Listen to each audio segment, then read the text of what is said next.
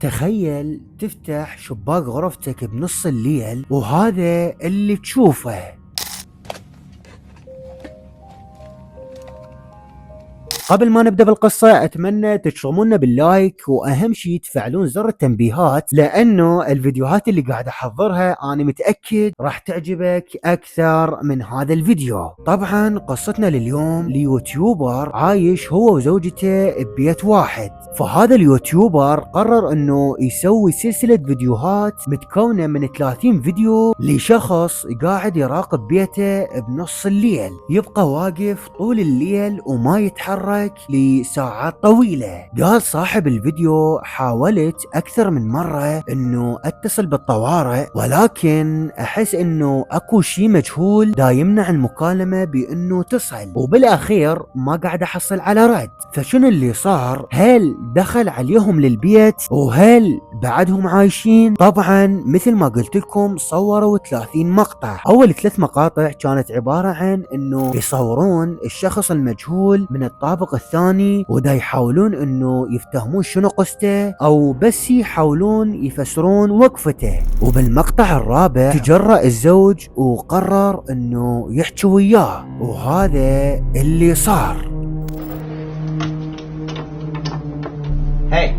طبعا ما كان اكو اي رد من الشخص اللي واقف برا. بالمقطع الخامس قرر هذا اليوتيوبر انه يصور هذا الشخص من جهة ثانية من البيت عسى ولعل انه يتحرك، ولكن الشخص كان واقف بمكانه دا يباوع عليهم ويراقب بدون اي ردة فعل. بالفيديو السادس ما صار اي شيء مهم، ولكن الصدمة الكبيرة كانت بالفيديو السابع لما حاول الزوج انه ياخذ المسدس وينزل لهذا الشخص وبنص الليل، وهذا اللي صار.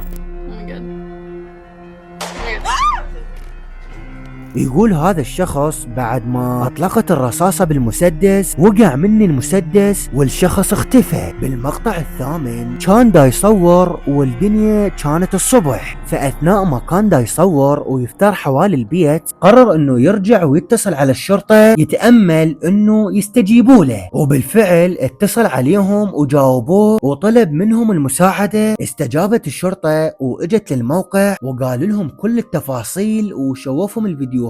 بالفيديو التاسع الشخص لقى المسدس بمكان غريب وقريب على بيته. وبالمقطع العاشر الشخص بدأ يضبط قفل الباب على مود يأمن بيته. وبالمقطع رقم 11 قرر انه يركب كاميرات على مود هاي الكاميرات تصور كل شيء لما يكون نايم او يكون خارج البيت. وبالمقطع رقم 12 قرر انه يروح للجيران ويسألهم اذا شافوا شخص غريب، ولكن اجابة الجيران كانت لا. وبالمقطع رقم 13 صاحب البيت ما كان موجود بالبيت، وكاميرات المراقبة اللي ركبها صورت شخص غريب دا يضرب الباب الخارجي وبنص الليل.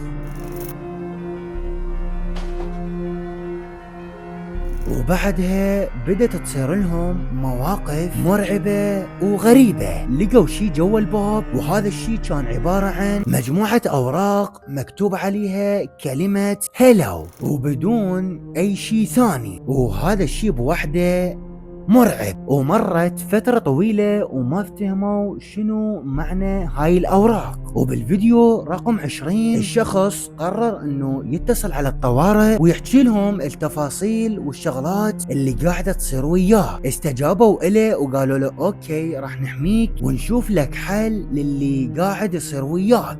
ومرة ثانية قرر انه يركب كاميرات مراقبة، ولكن هاي الكاميرات تختلف عن الكاميرات اللي ركبها بالاول. قرر انه يركب كاميرات استشعار. اللي ما يعرف هاي الكاميرا ما تشتغل الا اذا صارت قدامها حركة او سمعت صوت، فبأحد الايام اشتغلت وصورت صوت ضرب على الباب اثناء ما كانوا نايمين.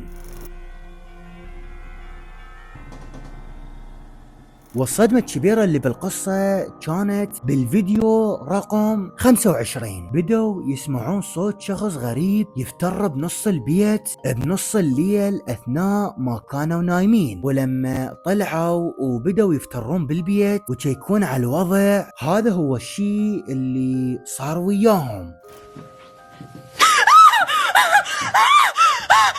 وهاي بصمات الشخص على الشباك. وبعد ما صار وياهم هذا الموقف قرروا انه ينقلون بيتهم ويروحون ويعيشون ببيت ثاني. بالفيديو رقم 30 والاخير شافوا الشخص نفسه اللي كان يراقبهم بالبيت القديم دا يراقبهم بالبيت الجديد.